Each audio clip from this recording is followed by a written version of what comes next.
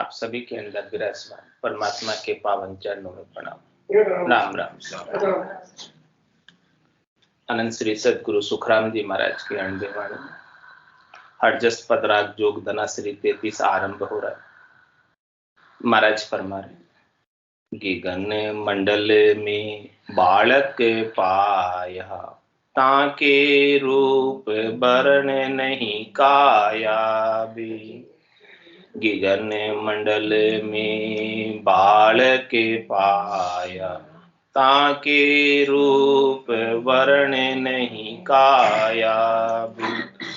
सो बालक मेरे गुरुजी बताया, दिव्य दृष्टि तल आया भी।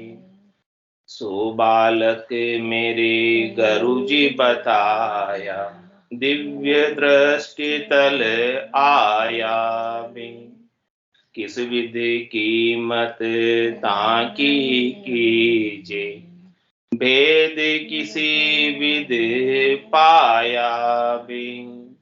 किस विधि कीमत ताकी कीजे, भेद किसी विधि पाया भी। गिगन मंडल में बालक पाया, ताके रूप वर्ण नहीं काया भी। ठोड़न ठाम नहीं कोई थाना, खाली दिशा नहीं कोई भी। ठोड़न ठाम नहीं कोई थाना, खाली दिशा नहीं कोई भी। हाथन पांव परा नहीं पाखा, नैन बेण नहीं होई बे। हाथन पांव परा नहीं पाखा, नैन बेण नहीं होई बे। गिगन मंडल में बालक पाया, ताके रूप वर्ण नहीं काया भी। तीन लोक सु अधर कहिए, पांव शीश बिन छे हावे। तीन लोक सु अधर कहिए, पांव शीश बिन छे हावे। कह सुख राम बिरम का चेरा, उबालक हम नेहावे। कह सुख राम बिरम का चेरा, उबालक हम नेहावे। गिगन मंडल में बालक पाया, ताके रूप वर्ण नहीं काया भी। महाराज फरमा रहे हैं सदगुरु की कृपा से, दया से, महर से गिगन मंडल के अंदर, ब्रह्मांड के अंदर, विदेही मंडल के अंदर बालक स्वरूप परमात्मा के दर्शन हमें हुए। बाल स्वरूप परमात्मा के दर्शन हुए। और वो परमात्मा कैसे हैं? हमेशा बालक अवस्था में ही रहते, कभी वो जवान होते ही नहीं है, कभी वो बूढ़े होते नहीं। इसीलिए उन्हें कहते हैं अजर, यानी उनका कभी बुढ़ापा आता ही नहीं। उनकी शरीर की अवस्था एक जैसी रहती, कभी बदलाव उनमें होता ही नहीं, कभी परिवर्तन उसमें होता ही नहीं। तो कह रहे महाराज ऐसा बालक हमने पाया है, ऐसे बालक की अनुभूति, ऐसे बालक का घट के भीतर अनुभव, घट के भीतर दर्शन सदगुरु ने हमें करवाया। और कह रहे उस बालक का कैसा रूप है, गोरा है, श्याम है, कैसा रूप है उसका, उसका कैसा रंग है, कैसा वर्ण है, कैसी उसकी काया है, सुंदर है, सुडोल है, कैसा है वो बालक। महाराज कह रहे वो बालक है ना, बड़ा अद्भुत है, बड़ा विलक्षण है। उसका कोई रूप नहीं है, उसका कोई रंग नहीं है, उसका कोई वर्ण नहीं है, और उसकी कोई काया भी नहीं, फिर भी बालक है। काया नहीं है, फिर भी वो बालक अरूपी बालक है, रूप वर्ण से न्यारा है, न वो श्याम है और न वो गोरा है। वो बालक न श्याम वर्ण का है और न गौर वर्ण का है, उसका वर्ण तो अद्भुत है, विलक्षण है। इन आंखों से उसे देख नहीं सकते। चरम चक्षुओं की आंखों से तो संसार के रंग ही दिखते हैं, गोरा या काला ऐसा ही दिखता है। लेकिन उस बालक को देखने के लिए सदगुरु ने हमें ज्ञान चक्षु दिए, दिव्य चक्षु दिए, ब्रह्म चक्षु दिए, श्रुत चक्षु दिए। इन भीतर के नयनों से ऐसे बालक के हमें भीतर ही भीतर में दर्शन हुए, और वो दर्शन हमेशा बने ही रहते हैं। वो बालक कभी दृष्टि से ओझल होता ही नहीं, हमेशा दृष्टि के सामने ही रहता है। और कह रहे महाराज, सो बालक मेरे गुरुजी बताया। ऐसे बालक को किसने बताया? सदगुरु ने कृपा करके ऐसे बालक को, बालक के दर्शन करने का भेद बताया कि इस बालक के आप दर्शन किस प्रकार से कर सकते हैं, ये बालक कैसे प्रकट होगा। ये बालक तो कल भी था, आज भी है, कल भी रहेगा। ये बालक तो कहीं जाता नहीं है, कहीं आता नहीं है, वैसे के वैसे सब जगह बराबर बना ही रहता है और सर्वत्र विद्यमान है। इस बालक के बिना एक सुई की नोक की बराबर जगह भी खाली नहीं है। लेकिन बिना दिव्य दृष्टि के, बिना ज्ञान दृष्टि के, बिना श्रुत दृष्टि के उस बालक के दर्शन नहीं होते। तो सो बालक मेरे गुरुजी बताया, दिव्य दृष्टि तल आया। मेरे जब सदगुरु ने हमें दिव्य दृष्टि दी, ज्ञान की दृष्टि दी, श्रुत की दृष्टि दी, तब इस बालक के दर्शन हमें अनुभव में आने लगे।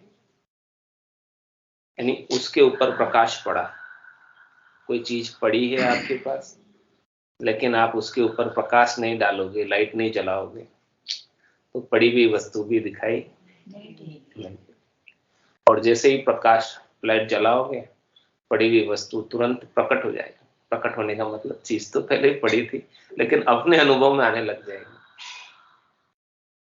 वस्तु तो, बालक तो विद्यमान है ही, वो तो सत है, उसका नाम है सो सुंदर है सदा। ये बालक बड़ा सुंदर है सो सुंदर है सदा, नाही सो सुंदर नाही, और नाही सो दिसे सदा, है सो दिसे। इसका नाम है, लेकिन चरम चक्षुओं से ये नहीं दिखता है, ये ज्ञान चक्षु से दिखता है। तो ज्ञान चक्षु जब सदगुरु खोलते हैं और ज्ञान का प्रकाश जब उस बालक पर पड़ता है, तो वो बालक साधना करने वाले, भक्ति करने वाले जन को सूझने लगता है, दिखने लगता है, अनुभव में आने लगता है। उसका आनंद, उसकी बाल लीलाएं, उसके किलोल साधना करने वाला, भक्ति करने वाला जन अनुभव करता है। सो बालक मेरे गुरुजी बताया और दिव्य दृष्टि तल आया भी। अब क्या कह रहे महाराज आगे, किस विधि कीमत ताकी कीजिए, भेद किसी विधि पाया। ये बालक इतना कीमती है, बेश कीमती है, अमोलक है, कि इसकी आप कीमत कैसे करोगे। इसकी तुलना में इस संसार में कोई वस्तु है ही नहीं जिससे आप इसकी कीमत कर सकते। न रुपए से इसकी कीमत होती, न कोई संपत्ति से, 3 लोग की संपत्ति से इसकी कीमत होती है, न गाड़ी घोड़ा बंगला इनसे इसकी कीमत होती है। ये सब तो जड़ पदार्थ है, और वो बालक चेतन। उस चेतन बालक की जड़ से कौन सी तुलना करोगे, कैसे तुलना करोगे। उस चेतन बालक के सामने ये जड़ पदार्थ तुच्छ है, इसकी तुलना में, कंपैरिजन में कहीं आते ही नहीं कि जिसके तुलना करके बता सके कि ये बालक ऐसा है। कोई वस्तु हो उसके बराबरी में, कोई वस्तु हो उसके जैसी, वो तो अद्वितीय है, यानी उसके जैसा दूसरा कोई है ही, वो अकेला ही है, वो एक ही है बस, और वो सबका मालिक है। वो एक ही है, उसके जैसा दूसरा और कोई है ही नहीं। इसलिए उसकी कीमत आंक नहीं सकते, उसका मूल्यांकन कर नहीं सकते। कोई करोड़ों रुपए खर्च करे तो भी ऐसा बालक बिना सदगुरु की कृपा के प्राप्त नहीं होता। लेकिन सदगुरु की कृपा हो जाए तो वो बालक शीघ्र ही दर्शन में आ जाए, अनुभव में आ जाए। तो किस विध कीमत ताकी कीजिए। बताओ अब उसकी कीमत, वैल्यू हम कैसे गिने? अमोलक है, अमोलक चीज की वैल्यू थोड़ी कर सकते हैं। पायो जी में तो राम रतन धन पाया, वस्तु अमोलक। क्या बताया? वस्तु जो है, ये बालक जो है, ये धन जो है अमोलक है। वस्तु अमोलक दी मेरे सतगुरु, सदगुरु ने बख्शिश की और कर कृपा अपनाई। उन्होंने हमारे ऊपर विशेष कृपा की और हमें अपनाया, यानी उन्होंने हमें अपना मानकर ऐसी अमोलक वस्तु को हमें दे दिया जो उनको प्राप्त थी, जिसका आनंद वो ले रहे थे, जिसके साथ वो खेल रहे थे। 10वें द्वार करे हंस केड़ा, अनंत कोट संतन का मेला। उस 10वें द्वार में अनंतों ही करोड़ों ही संत उस बालक के साथ रम रहे, खेल रहे, आनंद मना रहे। तो ऐसे बालक को सदगुरु ने हमें भी अनुभव कराया। तो महाराज कह रहे हैं किस्मत कीमत ताकी कीजिए और भेद किसी विधि पाया।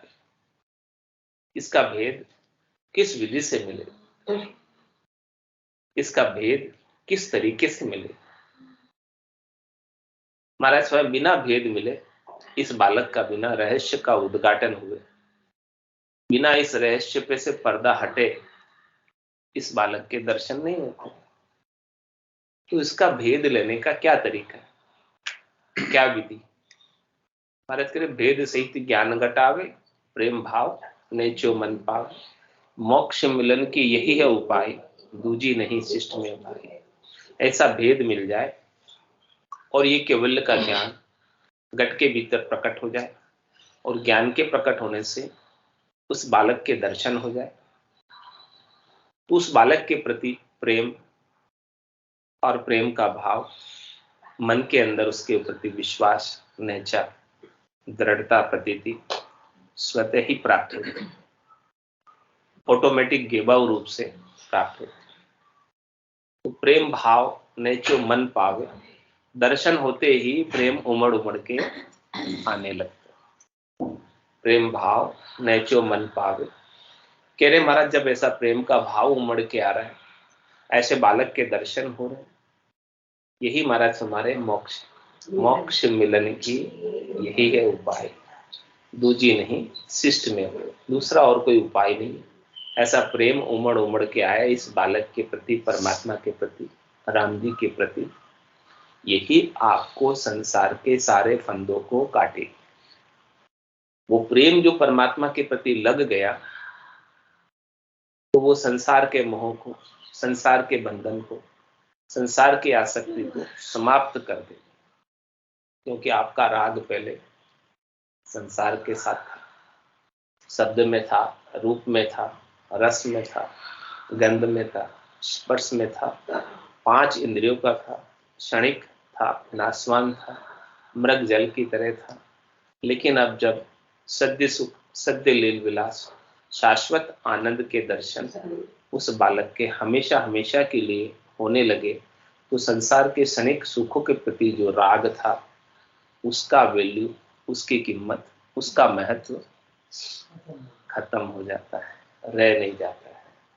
जब ऐसे दर्शन हमें हमेशा के लिए प्राप्त हो रहे हैं, तो मैं ऐसे आनंद को छोड़कर क्षणिक सुखों के लिए क्यों जाऊं, कहां जाऊं और किस लिए जाऊं? कहीं जाने का भाव ही, कुछ करने का भाव ही मिट जाता है। तो सारी करनी और सारी क्रियाएं स्वतः ही छूट जाती है, छोड़नी नहीं ऐसे आनंद की प्राप्ति पर। तो महाराज में जब तक अपन करनी करते रहते हैं, क्रिया करते रहते हैं, करनी किया कशा वो काया, सफलदायक देना, कै सुखराम राम बिन रटिया, फिर 84 दिन। इस बालक के अनुभव के बिना फिर 84 में आना पड़ेगा। करने का, क्रियाओं का फल हमें भोगना पड़ता है, चाहे सुख के रूप में हो चाहे दुख के रूप में हो। शुभ कर्म कर स्वर्ग आ जावे, अशुभ किया 84, कै सुखराम भक्ति कर केवल परम धाम जन जासे। ये केवल एक ही बालक है, इसीलिए उसे केवल कहा। केवल यानी ओनली, ओनली वन। हाँ, इसके जैसा दूसरा तो महाराज से केवल एक ही बालक की भक्ति करनी है आपको, इसके जैसा दूसरा कोई है ही नहीं कि जिसके आप दर्शन कर पाओ। इसी हाँ, एक साधे सब सदे, सब साधे सभी जाए। केवल इस एक बालक को पकड़ लो आपने, तो आपका सारा कार्य स्वतः ही ऑटोमेटिक हो जाएगा। अन्यत्र कहीं वो पकड़ में नहीं आता, वो सदगुरु की कृपा के बिना पकड़ में नहीं आता। छोटा बालक तो महाराज कह रहे, सो बालक मेरे गुरुजी बताया, दिव्य दृष्टि तल आया वे। तुम्हारी दिव्य दृष्टि के तलों में आ जाता है सदगुरु की कृपा से। और किस विधि कीमत ताकी कीजिए, भेद किसी विधि पाया। बोलो वो बालक कैसा है, इन आंखों से देखने में नहीं आता है, कानों से उसकी आवाज सुनने में नहीं आती है, नाक से उसकी खुशबू सूंघने में नहीं आती है, मुंह से उसे बोलकर बुला नहीं सकते, हाथ से उसे पकड़ नहीं सकते, तो बोले उसका भेद कैसे मिले? भेद है उसका, तो उसका भेद हमें कैसे मिले? जैसे कोई चीज अनुभव से पता चलता है। कह रहे महाराज, हे भूप निज नाम मुख माय नहीं आवे, ज्ञान गम सोजा गत नाय पावे, तत्व रूपी गुरु की दिल मेर भाई, निज नाम जागे सिस्तन माई। सब गट तेरे साइया खाली गटने को, बलिहारी व गटने जामे प्रगट हो। ऐसे बालक के प्रत्यक्ष दर्शन, परोक्ष नहीं प्रत्यक्ष, प्रत्यक्ष दर्शन जिस गट को हो गए, जिस आत्मा को हो गए, जिस शरीर के भीतर हो गए, वो शरीर भी दिव्य हो गए, क्योंकि बालक दिव्य है। और दिव्य बालक के दर्शन इस दिव्य शरीर के भीतर कर, शरीर में प्रकट होगा। हाँ, वो शरीर में ही प्रकट होगा, भीतर में ही प्रकट होगा। जिन पाया, जिन गट ही पाया, बाहर फिर जन्म गंवाए। बाहर कितना ही फिर वो बालक बाहर नहीं मिलेगा, वो बालक आपको भीतर में ही मिलेगा। इसके लिए आपको भीतर में ही बैठकर साधना करनी होगी, भीतर में ही बैठकर अपने ध्यान को स्थिर करके आवती श्वास में, जावती श्वास में राम नाम का उच्चारण करना है। तो राम नाम का उच्चारण करते करते उस बालक के दर्शन हो जाएंगे। बस इतना ही काम, ज्यादा कोई विशेष काम नहीं है इसमें कि वहां मेरे को इतना दान करना पड़ेगा, इतना पुण्य करना पड़ेगा, अगरबत्ती दीपक वो सब लगाना पड़ेगा, इतना कुछ भी नहीं है इसमें कुछ नहीं चाहिए। बस केवल आपको बैठ जाओ एक जगह, बैठकर उसको याद करो तो आ जाएगा। क्या थोड़ा सा आपको याद करने की जगह सदगुरु विधि से उसको याद करना, आवती श्वास में जावती श्वास में उसका सुमरण कंटिन्यूस रूप से सतत रूप से करते रहना है। और करते करते करते करते उस दुनियात्मक शब्द की दुनिया खुल जाएगी और बालक के दर्शन हो जाएंगे। बस इतना ही काम, ज्यादा तो कोई आपको कठिन काम बताया नहीं। उस बालक के दर्शन का भेद तो इतना ही है। 24 घंटा करूँगा तो दिक्कत होगी ना। 24 घंटे कहाँ से करूँ? नहीं सोते नहीं हो क्या? सो तो भी राम राम राम राम नहीं करके सोए। तो महाराज कह रहे हैं उसका भेद उसका मिलना चाहिए, उसका भेद मिलना चाहिए। भेद मिलता है, हाँ, उसका भेद मिल जाए तो महाराज हमारे वो दर्शन हो जाएगा, दर्शन उसका हो जाएगा। बाकी तो उसका कितना ही ज्ञान पढ़ो उसमें नहीं मिलता है, और कोई किसी से कोई कितना ही सुने उससे भी नहीं होता है। हाँ, उससे भी नहीं होता है। लेकिन तत्व रूपी गुरु की दिलमेर भाई, दिलमेर कब होगी? जब शिष्य अपना जब शिष्य अपना निजमन ले जाकर सदगुरु के ज्ञान के समक्ष सौंपता है और सदगुरु का निजमन रीत जाता है, तो निजमन की निजमन पर मेहर हो जाती है और निजनाम जागृत हो जाता है। तो भेद किसी विधि पाया बे। और क्या कह रहे महाराज, ठोड़ न ठाम नहीं कोई थाना, खाली दिशा नहीं कोई। वो बालक का कोई ठोड़ हो, कोई ठाम हो, कोई उसका थाना हो, कोई उसका ठिकाना हो। बैठना ही तो आप पूरा ना 24 घंटा करो, बैठने की जरूरत ही नहीं है। फिर तो मिलना चाहिए 24 घंटा का मतलब ये हो ना 24 घंटा बैठ के तो बैठ का तो मतलब पहले बैठ के करोगे, पहले बैठ के करोगे और एक बार उसके दर्शन हो जाएंगे, फिर वो कहीं भी जाओ, कहीं भी करो, फिर वो आपके साथ ही रहेगा, आपको छोड़ के कहीं नहीं जाएगा। जैसे जैसे जैसे माता के गर्भ से जब बालक का जन्म हो जाता है तो फिर वो बालक उंगली पकड़कर साथ साथ चलता है। ऐसे ही आपको प्रकट करना है उसको। है गर्भ में आपके वो बालक, है भीतर में, लेकिन उसे बाहर लाना है, बाहर लाना है, उसे बाहर लाना है। तो वो बाहर लाने का जो प्रोसेस है वो प्रोसेस करना है। बालक को भीतर में है, उसे बाहर प्रकट करना है। तो कह रहे ठोड़ न ठाम नहीं कोई थाना, उसका कोई ठोड़ नहीं है, उसका कोई ठाम नहीं है, कोई थाना नहीं है। यानी कोई उसका पर्टिकुलर नगर हो, कोई गांव हो, कोई उसका मोहल्ला हो, कोई इसका मकान का नंबर हो, वहां चले जावे हम और जाके उसे ले आवे। गुरुवार यहाँ बैठ कर भैया को आज्ञा लेते भजन कर बेटर करो तो ठोड़ न ठाम नहीं कोई थाना, खाली दिशा नहीं कोई भी। क्या कह रहे महाराज? आज्ञा तो भाई साहब तो गिद्दी नहीं देती, जितना एडमिशन दे दी अब आज्ञा पर के तो सकना आप भजन के दे होई ना। सही बात। आगे तुम्हें जो जरूर लेगी पड़ रहा है भजन आप करना जल्दी देख लेते पालन में जल्दी काम चले। खाली दिशा नहीं कोई भी, उस बालक के बिना कोई भी दिशा खाली नहीं। यानी आप जहां जाओगे ना वहीं वो साथ में रहेगा। घंटा 2 घंटा, चाहे देश में हो, चाहे विदेश में हो, कहीं भी हो, चाहे इस राज्य में हो, चाहे दूसरे राज्य में हो, चाहे दूसरे देश में, सब जगह वो विद्यमान है। इस त्रिलोकी में भी है और त्रिलोकी से परे अनंत लोकों में भी है।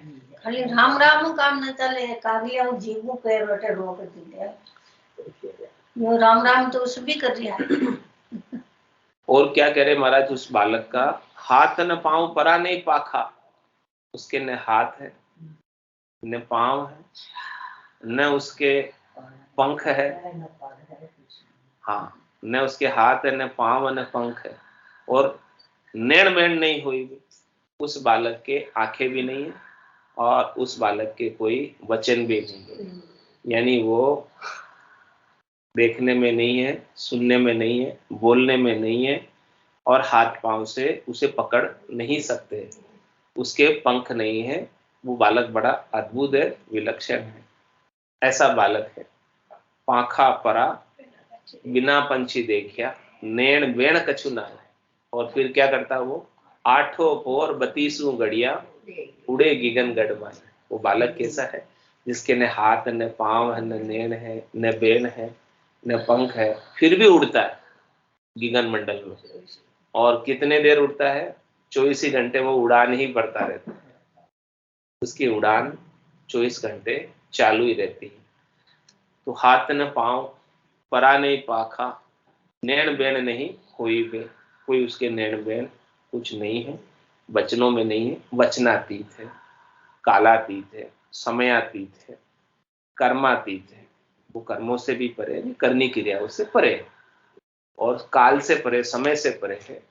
कोई समय उसे बांध नहीं सकता, कोई समय उसे रोक नहीं सकता, कोई समय उसे अटका नहीं सकता कि पर्टिकुलर उस समय में था, अब नहीं है, या अब है अगले समय में नहीं होगा। नहीं, वो सर्व काल में, सर्व देश में समान रूप से मौजूद है, विद्यमान है। बस केवल उसका प्रकटीकरण करने का प्रोसेस करना है। रोज करते हो अभी भी आप? करना ही नहीं, कुछ करना ही नहीं, वो तो प्रकट ही है बस। वो तो अनुभव में आ ही रहा है। एक बार प्रकट होने के बाद कुछ करने की आवश्यकता नहीं है। वो फिर वो एक बार सामने आ गया तो सामने ही रहता है, जाता ही नहीं है। रात को ही हेलो बाढ़ ले तो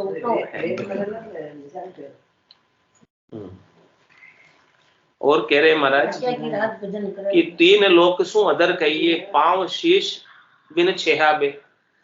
कह रहे वो 3 लोक से अधर है। अधर यानी किसी के ऊपर आधारित नहीं, वो निराधार है, किसी के ऊपर टिका हुआ नहीं। अपन तो इस त्रिलोकी के अंदर मृत्युलोक पे पृथ्वी के ऊपर टिके हुए, वो बालक अधर है। अधर यानी निराकार भी वही है, साकार भी वही है, सब कुछ वो अधर है। तो तीन लोक सु अधर कहिए, और पांव शीश बिन छेहा बे, उसके न पांव है न शीश है, यानी एडी से लगाकर चोटी तक कुछ भी नहीं है, लेकिन उसका छे भी नहीं है। छे यानी पांव हो तो नीचे का छड़ा, माथा हो ऊपर का छड़ा, तो न नीचे का उसका छड़ा है न ऊपर का छड़ा, वो अपार है, अनंत है, अगाध। और महाराज कह रहे कैसे पाया हमने, कै सुखराम बीरम का चेहरा, कह रहे महाराज हम बीरम दास जी महाराज के चेले हैं, और वो बालक हम नेहा भी, उस बालक से हमको नेह है, नेह यानी प्रेम, ऐसे बालक से हमें प्रेम है। और बीरमदास जी महाराज ने हमें ऐसे बालक की हमारे गट के भीतर आनंद स्वरूप अनुभूति का अनुभव करवाया। वो जागृत, वो हमारे पास था पहले से, लेकिन हमें अनुभव नहीं था। तो कोई प्रोसेस करने वाला चाहिए कि इस प्रोसेस को करके जो वस्तु हमारे पास है हमें बता दे कि ये है। खजाना आपके भीतर ही है, कहीं बाहर नहीं है। किस्तूरी के मृग की किस्तूरी भीतर में ही होती है कि नाभि में, और वो कहाँ ढूंढता है, ढूंढे घास में ढूंढता है सब जगह, लेकिन उसे बाहर नहीं मिलेगी। मिलेगी तो खजाना पूरा आपके भीतर में ही है, बस केवल प्रकटीकरण का प्रोसेस बाकी है।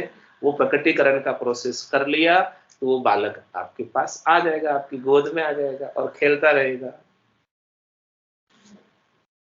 संतों कैया पत नहीं आवे, ओ संतों कैया पत नहीं आवे, कृपा करे दया गुरुदेव री, जब शिष्य का भ्रम जावे, कृपा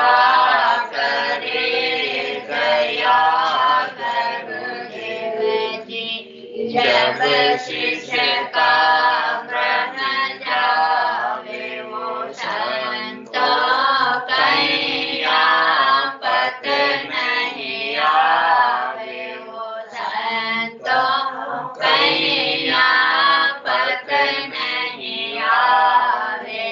श्वासा बिना पवन बिन पीवन, जहाँ निज मन मन नहीं कोई, श्वासा बिना पवन बिन पीवन, जहाँ निज मन मन नहीं कोई, सूरत निरत नहीं चित चेतन, वस्तु अमूलक होई, सूरत निरत नहीं चित चेतन, वस्तु अमूलक होई, वो संतों कैया पत नहीं आवे, वो संतों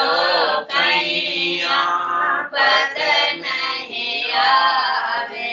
कृपा करे दया गुरुदेव जी, जब शिष्य का भ्रम जावे, कृपा करे दया गुरुदेव जी, जब शिष्य का भ्रम जावे, वो संतों कैया पत नहीं आवे, वो संतों कैया पत नहीं आवे।